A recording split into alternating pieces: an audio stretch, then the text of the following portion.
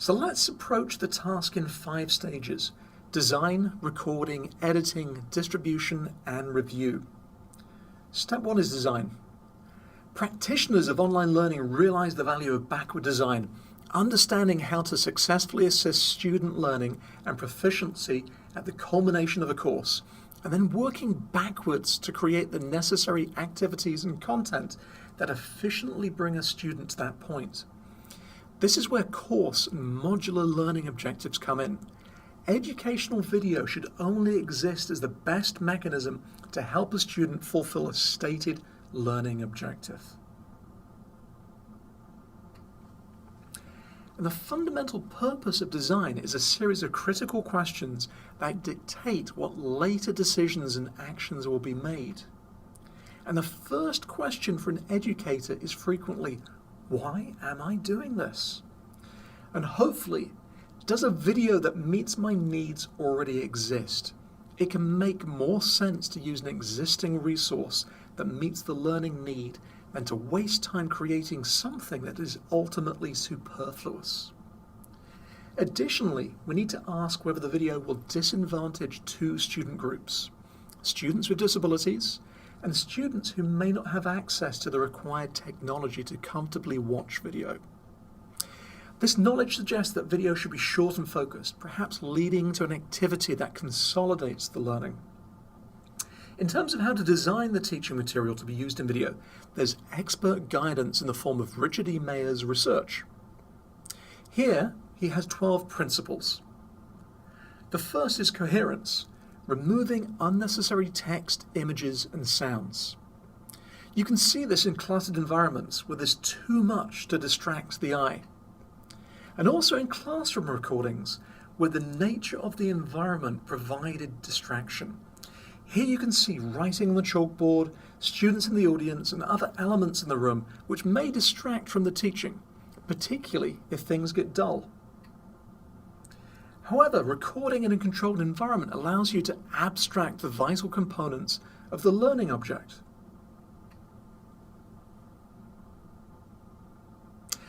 Next is signaling. Students learn better if you call attention to important material. And you can do this through outlines, headings, highlighting, arrows and a laser pointer, or using a spotlight. Principle 3 is redundancy. Students learn better from images and narration alone than images, narration, and on-screen text. Research suggests that for many students, reading text on screen takes place at a different speed to hearing the text spoken in the narration. And this is a good reason for subtitles or closed captions to be optional and hidden until required. A possible exception to this may be videos intended for social services like Facebook, where the person playing the video will be most likely keeping the audio muted so as not to alert or annoy those around them. The closed captions will be how this audience understands what's going on in the video. Principle 4 is spatial contiguity. Students learn better when corresponding words and pictures are near each other, which you can see in this example and this one. Principle 5 is temporal contiguity. Students learn better when corresponding words and pictures are presented simultaneously. In his book, Mayer uses the example of words being spoken at the same time that they are illustrated in an animation. Principle 6 is segmenting. Students learn better with user-paced segments than a long video. Obviously, I'm breaking this principle with this far too long video. So where possible, you can chunk your videos into smaller segments. However, avoid numbering them, as you may find that you introduce new videos which cause difficulty in continuing your numbering scheme. Principle 7 is pre-training. Students learn better from multimedia when they've learned the names and characteristics of the main concept already. Mayer's book uses the example of brake shoes and pistons. In your courses, you can use introductions, reviews, and quizzes to reinforce material before watching a video. Here's an example of how pre-training may impact perception.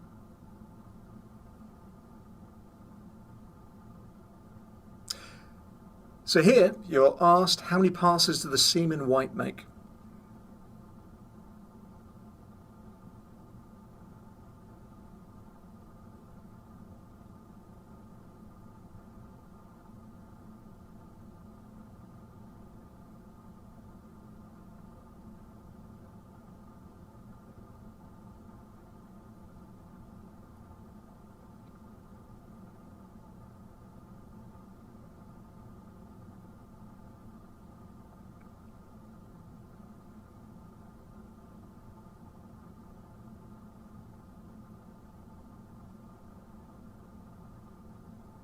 So this is a negative example of that principle. Principle 8 is modality. Students learn better from graphics and narration than from animation and on-screen text.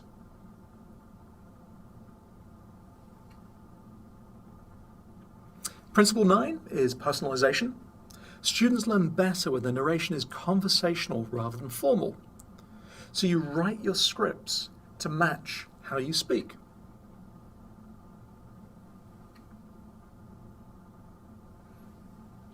Principle 10 is voice. Students learn better when the narration is human rather than a machine voice. So don't use computer narration, which is harder to understand.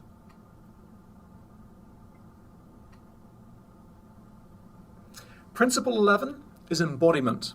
Students learn better when there's human gestures, eye contact, and facial expressions, which you can see in this video here.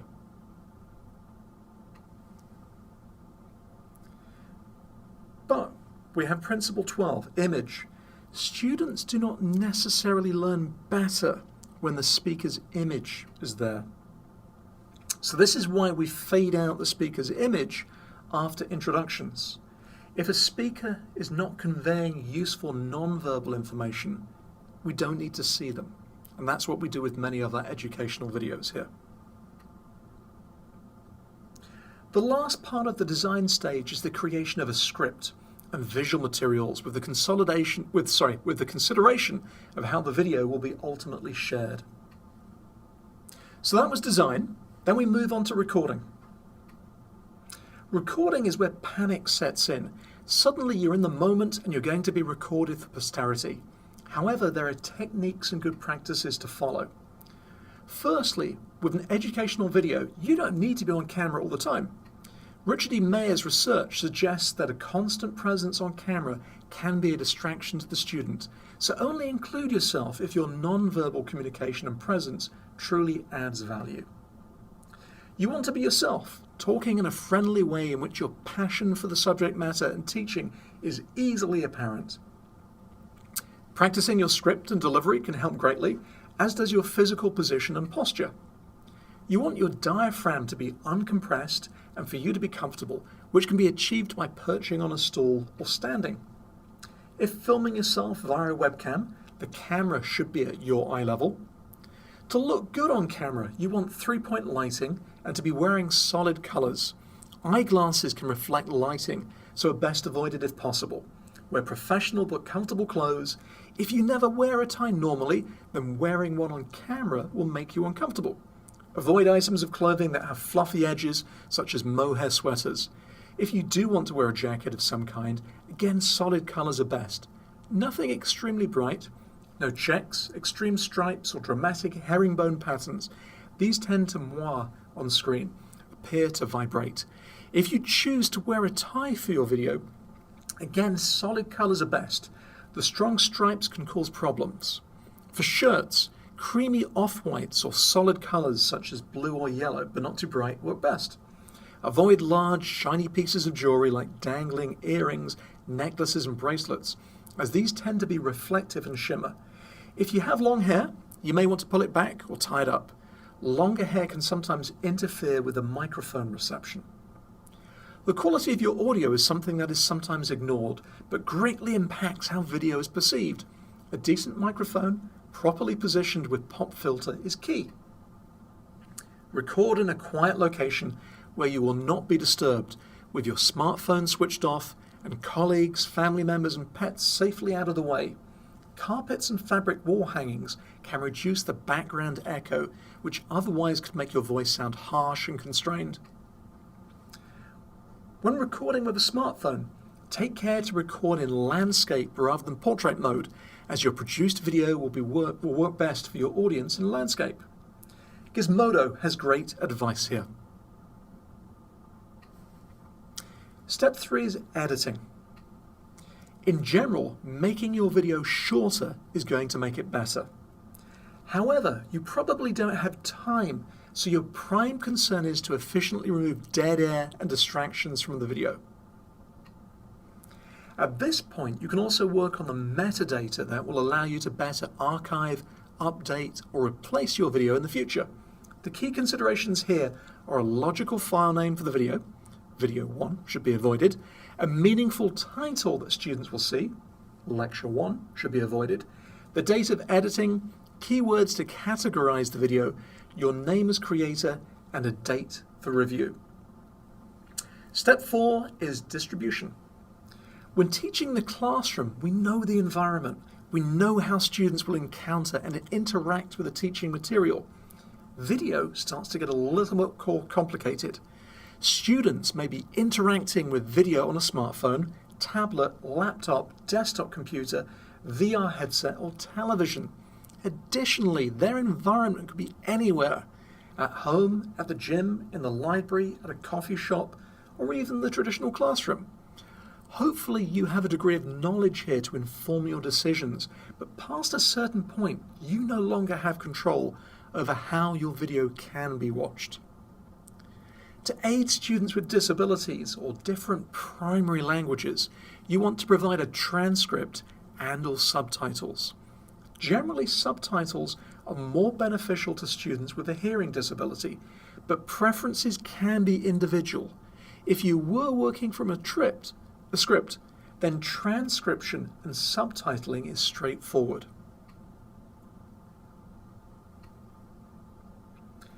Uploading your recording to YouTube as an unlisted video is a free and relatively easy way to achieve transcription and subtitling if your learning resource tends towards the extemporaneous.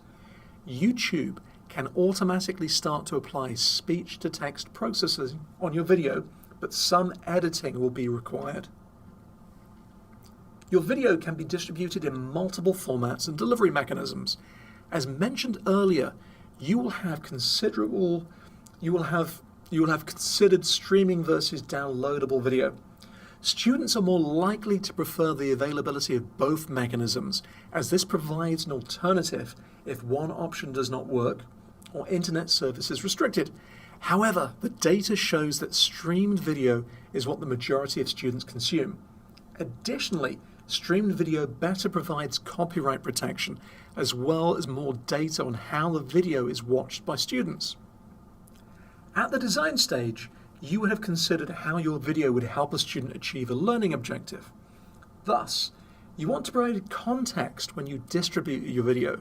This can be done via accompanying text that explains the purpose of the video, the learning objective, and the assignment that follows.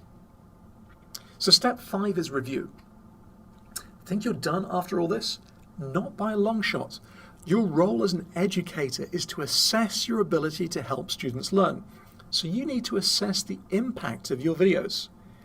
If you're using a learning management system or a video hosting platform, you have the opportunity to view data, and this data can help you understand how, if at all, your videos are being watched.